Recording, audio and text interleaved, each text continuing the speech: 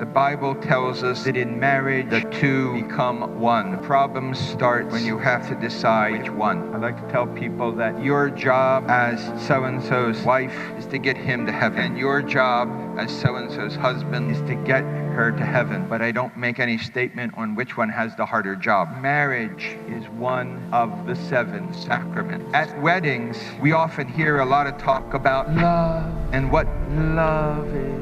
The secular society often views love from a selfish and self-centered view. Love, according to the world, is something I receive. Love is something that makes me feel good.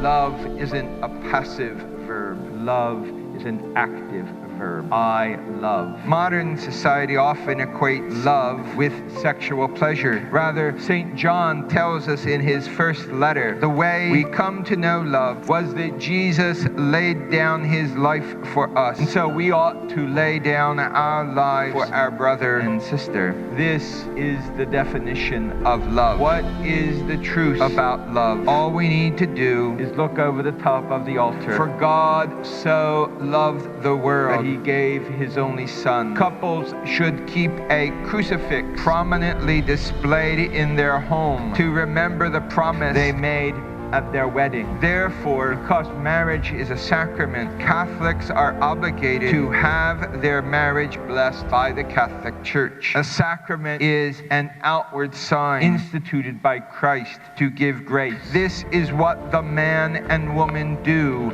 at their wedding and for the rest of their lives. They are going to be Christ for one another. They confer the sacrament upon each other on their wedding day and every day of their lives. The husband and the wife speak their vows to God and to each other. In some respect, they echo the priest's words, "This is my body, which is given up for you."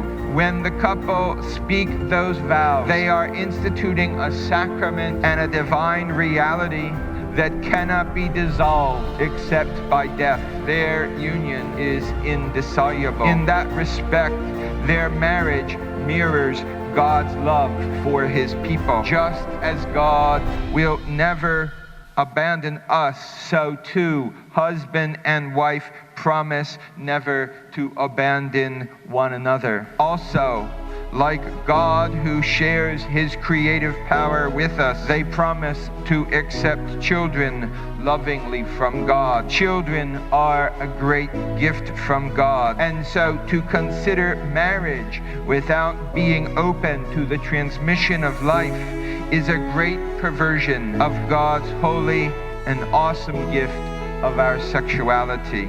Our sexuality is not something that we use for our own pleasure. That is the secular society's definition of love. The church teaches us that contraception, in vitro fertilization, and anything else that is not both unitive and procreative, anything that doesn't bring the spouses together and that is not open to the creation of life, is wrong, because it violates the natural and divine purpose of our sexuality. Wanting to be married without being open to the transmission of life is similar to liking snow but wishing it were not cold. It has been said that the average divorce rate for couples in this country is around 40%, and couples who live together before marriage have an even greater chance of breaking up than those who don't cohabitate.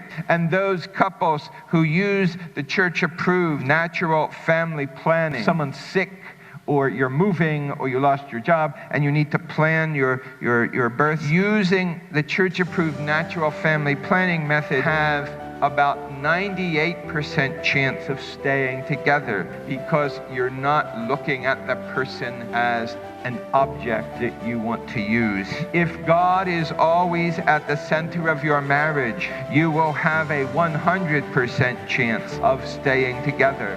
That is God's promise. If we are faithful to God, God will be faithful to us.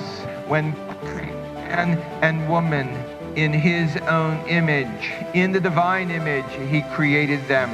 That is why the family is the great image of the Trinity. And that is why marriage must be a permanent, indissoluble union between one man and one woman that is open to the transmission of life. Anything else is a violation of the Creator's plan. Marriage is like this triangle. He said, and the wife is here, and the husband is here, and God is up at the top.